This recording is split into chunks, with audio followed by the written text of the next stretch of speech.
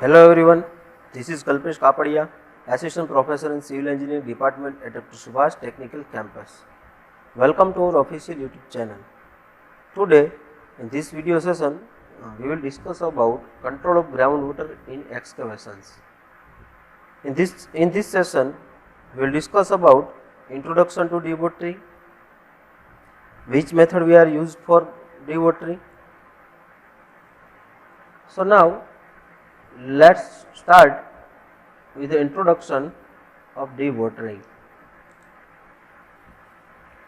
Dewatering means removal of excess water from saturated soil, यानी कि जो सैचुरेटेड सॉइल में से जो एक्स्ट्रा वाटर है उसको निकालने की जो प्रोसेस है उसको हम बोलते हैं dewatering. Dewatering of trenches in very pervious soils poses a main problem of seepage water entering the pit.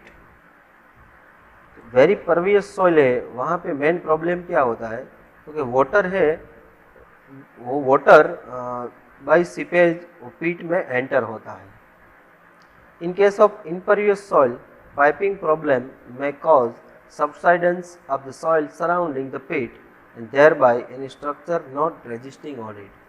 और इम्परवियस सॉइल में क्या होता है, तो इम्परवियस सॉइल में नीचे पाइपिंग प्रॉब्लम क्रिएट होता है और उसकी वजह से वो सॉइल है वो सबसाइडेंस हो जाती है और कोई भी स्ट्रक्चर उसके ओवर कोई भी स्ट्रक्चर रेजिस्ट नहीं हो पाता है. In case of highly impervious soil ditches, the main factor to be accounted for its effect of seepage forces. और जहाँ पे भी हाईली इम्परवियस सॉइल्स है वहाँ पे आप डिच बना रहे हो तो वहाँ पे सीपेज फोर्स सबसे पहले काउंट करना चाहिए. So therefore, to carry out excavation safely, dewatering of subsoil water, यानी कि control of ground water in excavation is necessary. तो जहाँ पे भी आपको एक्सकेवेशन करना है, सेफली एक्सकेवेशन करना है, तो वहाँ पे आपको डीवाटरिंग मेथड यूज करनी पड़ेगी. The method of dewatering: digging up foundation trenches in waterlogged grounds poses a great problem for the site engineer. तो साइट इंजीनियर के लिए सबसे बड़ी प्रॉब्लम क्या है, क्योंकि जहाँ पे भी वाटर लॉक्ड एरिया है वहाँ पे कोई फाउंडेशन उसको बनाना है तो वो सबसे बड़ी प्रॉब्लम उसको क्रिएट होती है. तो वहाँ पे क्या करना चाहिए, तो because of water Ojing in the trench from sides brings with it the soil from the sides. तो वहाँ पे क्या होता है, तो कि जो वाटर साइड में से ट्रेंच में आता है वो क्या करता है, सॉइल को साथ में लेके आती है. तो वहाँ पे जो आप टिम्बरिंग भी यूज़ करेंगे, टिम्बरिंग प्रोवाइड करेंगे तो टिम्बरिंग भी लूज होकर कोलैप्स हो जाएगी. तो वहाँ पे क्या करना चाहिए, excavation can be carried out by dewatering the subsoil water. तो सबसॉइल वाटर को डीवाटरिंग करना चाहिए एक्सकेवेशन करने के लिए. Now, the following methods are generally adopted. So, there are many types of methods for carrying out dewatering. First one is sumps and ditches, then shallow well system, then deep well system, then well point system, then vacuum method, then cement grouting, then chemical process, then freezing process, and last one is electro osmosis method. So first one is sumps and ditches. The simplest form of dewatering used in shallow excavation in coarse grain soil. जहाँ पे भी coarse grain soil है वहाँ पे और shallow excavation आपको करना है तो वहाँ पे आप ये sump और ditches methods है उसका आप use कर सकते हो. In this method, shallow pits called sumps are dug along the periphery of area. तो जहाँ पे भी आपका कंस्ट्रक्शन साइट का एरिया है तो एरिया के अलॉन्ग क्या करना है, तो कि एक शैलो पिट्स बनाने हैं, उसको हम सम्स भी बोल सकते हैं. These sumps are connected by ditches or drain of semicircular in shape and 20 cm diameter along the periphery of the excavation. सो उस सम को हमको कनेक्ट करना है बाय ड्रेन, और उसका शेप रहता है सेमी सर्कुलर, और उसका डायमीटर रहता है 20 centimetre along the periphery of excavations. The water from the slope or sides flow under gravity and is collected in sum from which it is pumped out. So drain में से water है वो सम में collect होता है, और उसके बाद जो सम में कलेक्ट किया गया वाटर है उसका हम पंपिंग करके उसको बाहर निकाल सकते हैं। Then second one is deep well system. So now we are directly go on to the figure for better understanding. So यहाँ पे आपको डीप वेल सिस्टम की फिगर दिखाई दे रही है, इमेज है। सो उसमें सबसे पहले क्या होता है, तो this system is more suitable when the depth of excavation is more than 16 metre और where artesian water is present. तो 16 मीटर से ज़्यादा आपको डेप्थ पे एक्सकेवेशन करना हो और आर्टेसियन वाटर जहाँ पे प्रेजेंट हो, तो वहाँ पे आप ये डीप वेल सिस्टम का यूज़ कर सकते हो। In this system a 15 to 60 centimeter diameter wall is bored and casing with a long screen is provided. तो सबसे पहले आपको क्या करना है, तो कि 15 से 60 सेंटीमीटर का 16 सेंटीमीटर डायमीटर का एक वॉल करना है, यानी कि बोर करना है, और वो बोर में केसिंग प्रोवाइड करना है, और केसिंग है वो उसके साथ एक लॉन्ग स्क्रीन भी प्रोवाइड करनी रहती है। और उसके बाद the submersible pump with a capacity to push the water up to a height of 30 meter or more is installed near the bottom of the well. तो जहाँ पे भी आपने बोरिंग किया है, तो बोरिंग के बॉटम में आपको एक सबमर्सिबल पंप जो उसकी कैपेसिटी होती है वाटर को पुश कराने की 30 मीटर और उससे भी ज़्यादा, उसको जो वेल है उसके बॉटम में सबसे पहले रखना है। Then each well has its own pump. So आपको यहाँ पे फिगर में दिखाई दे रहा है अलग अलग जगह पे बोरिंग किया गया है, और इंडिविजुअल जो बोरिंग है उसमें इंडिविजुअल सबमर्सिबल पंप लगा रहता है।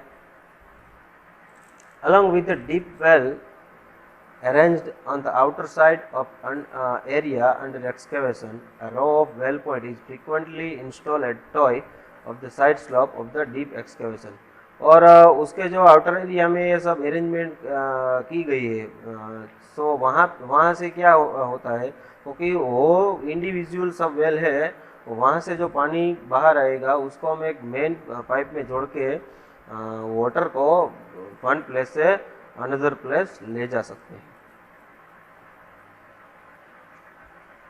This is also the figure of deep well system. तो यहाँ पे आपको दिखाई दे रहा है कि एक्सकेवेशन का वर्क हो रहा है, और 3 डिफरेंट बोरिंग किए गए हैं, और उसमें सबमर्सिबल पंप लगा के वहाँ से जो एक्सेस वाटर है उसको रिमूव कर रहे हैं।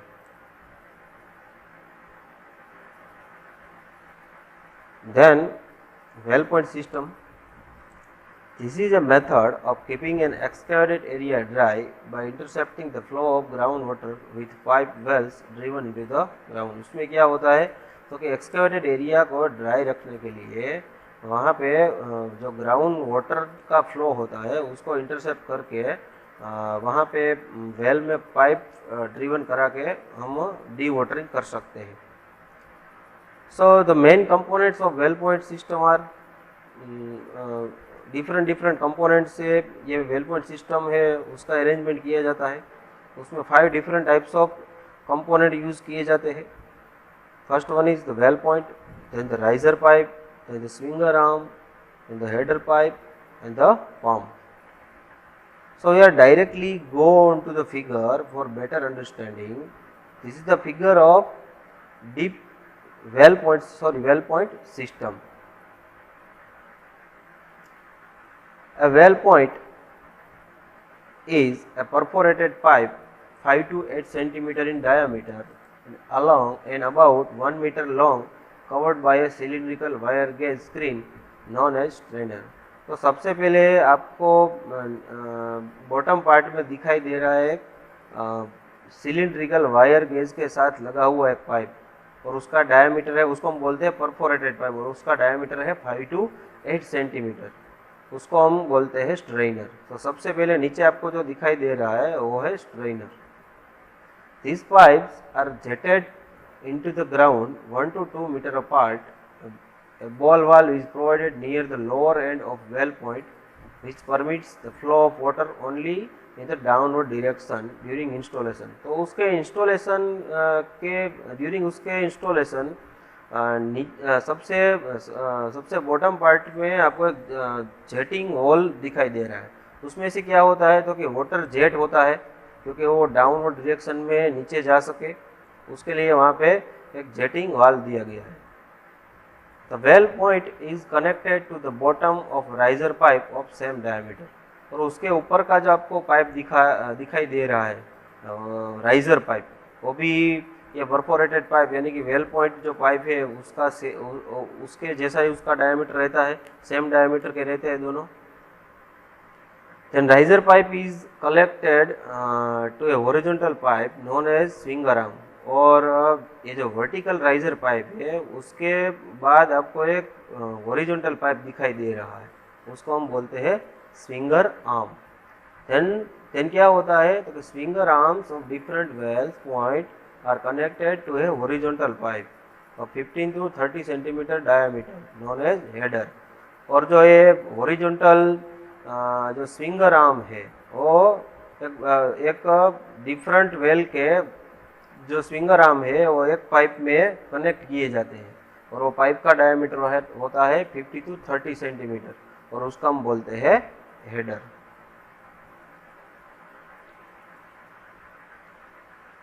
Then vacuum method. So for better understanding we are directly go on to the figure.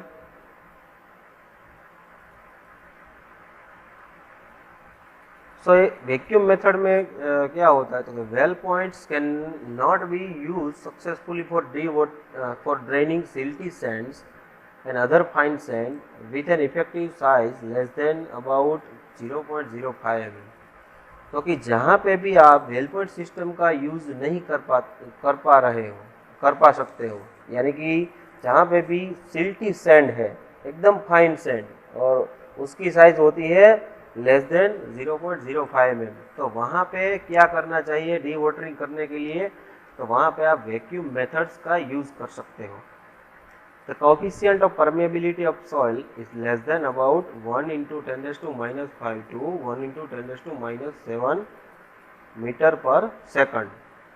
सो ये जो सॉइल की परमेबिलिटी कोएफिशिएंट तो 1 × 10⁻5 to 1 × 10⁻7 मीटर पर सेकंड से भी कम हो, तो वहाँ पे आप वैक्यूम वेल पॉइंट मेथड का यूज कर सकते हो। So this soil can be effectively drain by using vacuum well point. So वहाँ पे आपको डी वाटरिंग करना है तो आप वहाँ पे वैक्यूम वेल पॉइंट सिस्टम का यूज कर सकते हो। When the permeability of soil is less than about 1 × 10⁻5 meter per second, it is not possible to pump out the water through the well point. So जहाँ पे भी 1 × 10⁻5 metre पर second से भी कम परमेबिलिटी हो सॉइल की, सो वहाँ पे आप वेल पॉइंट सिस्टम एडॉप्ट नहीं कर सकते हो, तो वहाँ पे आपको वैक्यूम मेथड का यूज करना रहता है।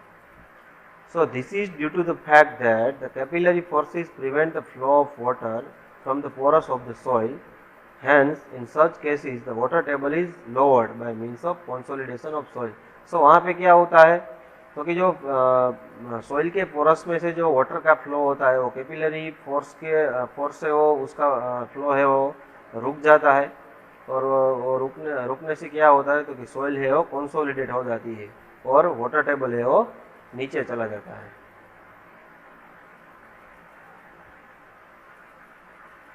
Then cement grouting.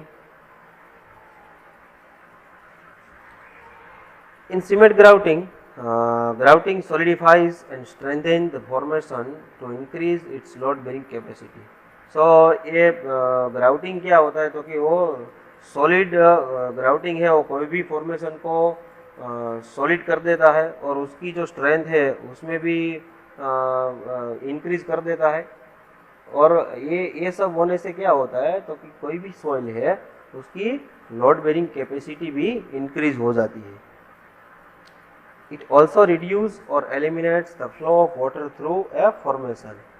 और सीमेंट कोई भी ग्राउटिंग है वो सीमेंट ग्राउटिंग से बना है, कोई भी ग्राउटिंग वो कोई भी फॉर्मेशन में से वाटर का फ्लो है उसको भी रिड्यूस कर सकती है। So grouting also reduce the hydraulic pressure. जो ग्राउटिंग है वो हाइड्रोलिक प्रेशर को भी रिड्यूस करती है। The main the materials commonly use for grout include.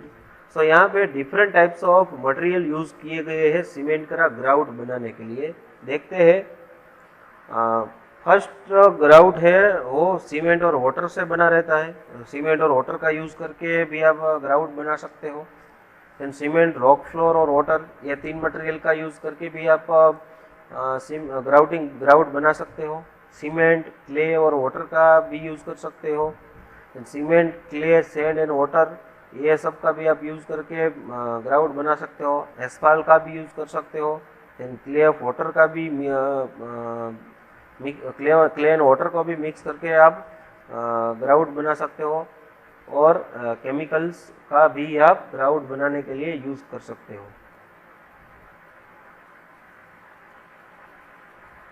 Then chemical processes. So in this method, chemicals in the liquid form can be pumped into and through very small openings which other grouts cannot penetrate. So last slide में हमने देखा कि हम cement grouting का use करके water का flow है उसको वहाँ से रिड्यूस करते थे। सो यहाँ पे कई बार कैसा होता है, तो कि वेरी स्मॉल ओपनिंग्स में सीमेंट ग्राउट है वो पेनिट्रेट नहीं हो पाता है। तो वहाँ पे आप लिक्विड फॉर्म में केमिकल का यूज़ करके आप ग्राउट बना के उसको वहाँ पे पेनिट्रेट कर सकते हो।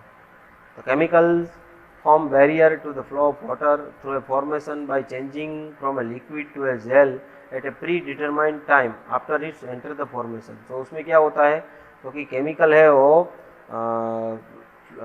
कोई भी फॉर्मेशन में क्या करता है, तो कि जो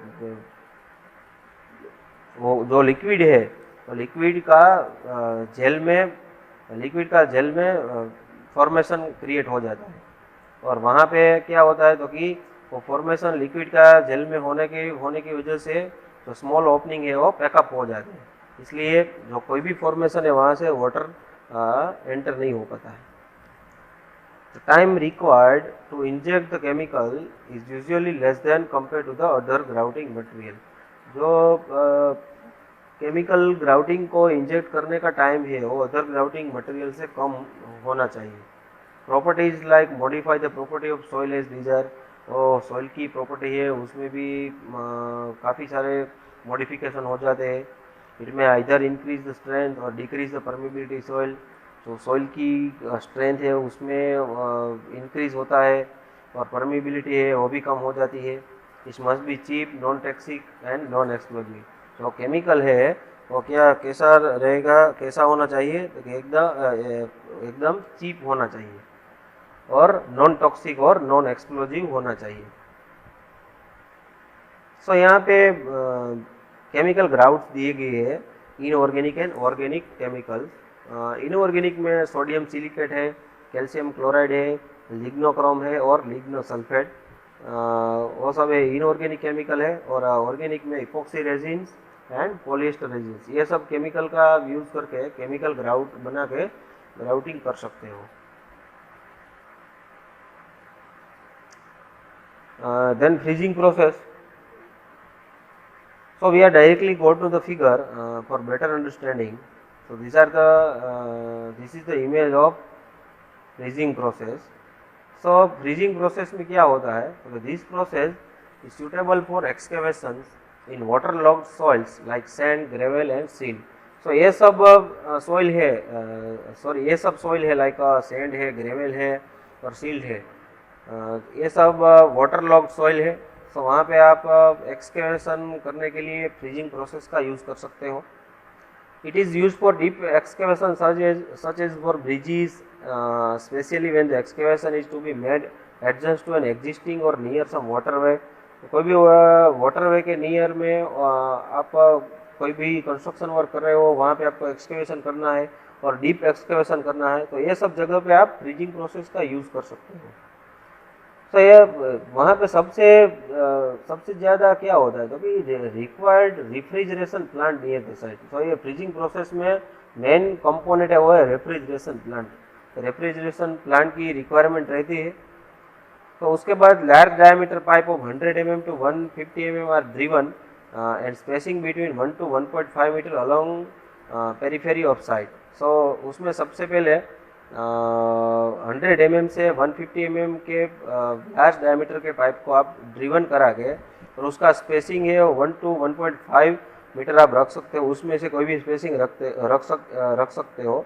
उसका इंस्टॉलेशन जो साइट है उसकी अलोंग करना चाहिए।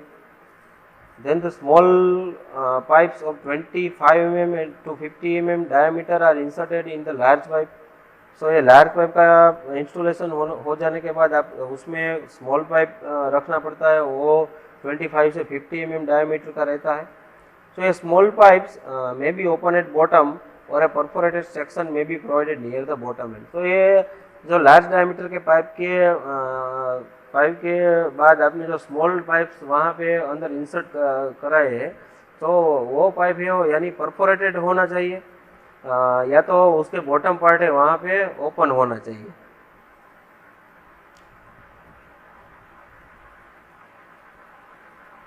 Then electroosmosis method. So electro-osmosis method, we are directly go on to the figure for better understanding. So this is the figure of electro-osmosis method। electro-osmosis method का यूज़ करके आप ground water है उसको control कर सकते हो। So इसमें सबसे पहले क्या होता है देखते हैं। Electroosmosis method of drainage is use for the fine grain cohesive soil, यानी कि जहाँ पे भी फाइन ग्रेन कोहेसिव सॉइल है वहाँ पे आप ये इलेक्ट्रोऑस्मोसिस मेथड है वो एडॉप्ट कर सकते हो, विच कैन बी ड्रेन और इस्टेब्लिश यूजिंग इलेक्ट्रिक करंट। तो वहाँ से क्या होता है, इलेक्ट्रिक करंट का यूज़ करके आप वाटर को ड्रेन कर सकते हो। This method was develop by L Casagrande in 1952 में एल कासाग्रांडे ने ये मेथड है वो एडॉप्ट की थी, डेवलप की थी। तो इसमें क्या होता है तो कि the direct current DC is pass between two electrodes. आपको फिगर में दिखाई दे रहा है टू इलेक्ट्रोड्स है, उसमें से डायरेक्ट करंट जो पास किया जाए तो उसमें क्या होता है, ड्रिवन इनटू नेचुरल सॉइल, मतलब soil water will travel from positive electrode to negative electrode. So उसमें वाटर है वो पॉजिटिव इलेक्ट्रोड से नेगेटिव इलेक्ट्रोड में ट्रैवल होता है। The anode is made in the form of well point और metal tube for pumping out water. So यहाँ पे पॉजिटिव एनोड से कैथोड तक जब पानी ट्रैवल होगा तो वाटर ट्रैवल होगा, तो उसमें क्या होगा कि कैथोड के साइड में आप एक पाइप परफोरेटेड पाइप इंस्टॉल करा सकते हो, उसको हम वेल पॉइंट पाइप बोल सकते हैं। उसको इंस्टॉल करा के आप उसमें जो वाटर कलेक्ट होगा उसको हम पंपिंग के थ्रू वाटर को वहाँ से बाहर निकाल सकते हैं।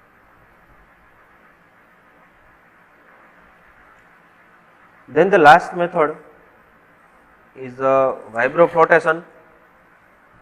So vibroflotation is a technique in which granular soil is vibrated and extra granular soil is added and density of soil is increased। उसमें क्या होता है तो कि ग्रेन्यूलर सॉइल को हम वाइब्रेट करते हैं और उसमें एक्स्ट्रा ग्रेन्यूलर सॉइल डाल के सॉइल की जो डेंसिटी है उसमें इंक्रीज करते हैं। This method was invented in Germany in 1930 and was first used in USA in 1940. Compactor produced centrifugal force of 10 tons to vibrate granular soil like sand and gravel। वो क्या होता है, 10 टन का force लगा के आप सैंड एंड ग्रेवल को compact कर सकते हो। Then 10% of extra soil is added, उसके बाद आप 10% तक एक्स्ट्रा सॉइल भी ऐड कर सकते हो। तो सब स्टेप बाय स्टेप इसकी प्रोसीजर है वो हम देखते हैं। तो सबसे पहले vibrofloat is lowered and placed on the ground where the soil is to be compacted, the lower water jet is open. So सबसे पहले आपको फिगर में यहाँ पे दिखाई दे रहा है सबसे पहली फिगर में क्या है, तो वाइब्रोफ्लोट से उसको हम जहाँ पे भी कंपैक्शन करना है वहाँ पे उसकी पोजीशन में रखते हैं, और उसका नीचे का जो पोर्शन है, बॉटम पोर्शन, वहाँ पे एक वाटर जेट भी लगा रहता है। उस क्या करता है, वाटर जेटिंग से सॉइल है वहाँ से रिमूव करता है। Then the vibrofloat is sunk into the loose ground up to the desired depth using the lower water jet. As water comes out to the jet, it creates a momentary quicksand condition, and the vibrofloat settles due to its own mass. Then when the desired depth is reached, the vibrator is activated. Desired depth पे आप पहुँच जाने के बाद vibrator है वो activate हो जाता है। Then the vibrofloat vibrates laterally and cause the compaction of the soil in the horizontal direction to a radius of about 1.5 meter. And the water from the lower jet is transferred to the top jet and pressure is reduced. And now granular soil is poured around the vibrofloat. उसके बाद क्या होता है कि second figure में आप दिखाई दे रहा है कि ग्रेन्यूलर सॉइल है उसको हम पोर्ड करके उसको वाइब्रोफ्लोट का यूज़ करके उसको भी आप कंपैक्ट कर सकते हो। Then powering of sand backfill is continued and the vibrofloat is slowly raised to the surface. So third figure में आपको दिखाई दे रहा है कि जैसे जैसे वो जो पोर्ड मटेरियल है उसको डाल के हम वाइब्रोफ्लोट को ऊपर ला सकते हैं। By raising the vibrofloats in the stage and simultaneously backfilling the entire depth of the soil is compacted. Then last में क्या होता है तो कि entire depth है वो आप compacट कर सकते हो। The spacing of walls is usually kept between 2 to 3 meter on a grid pattern. Then the relative density achieved for sandy soil is 70% or more. So ये मेथड का यूज़ करके आप 70% और उससे भी ज़्यादा डेंसिटी है वो अचीव करा सकते हो। In soft cohesive soil vibroflotation is non effective. Cohesive soil है वहाँ पे वाइब्रोफ्लोटेशन मेथड इफेक्टिव है नहीं। इसका मतलब जहाँ पे भी सैंडी सॉइल हो वहाँ पे आप ये मेथड का यूज़ कर सकते हो।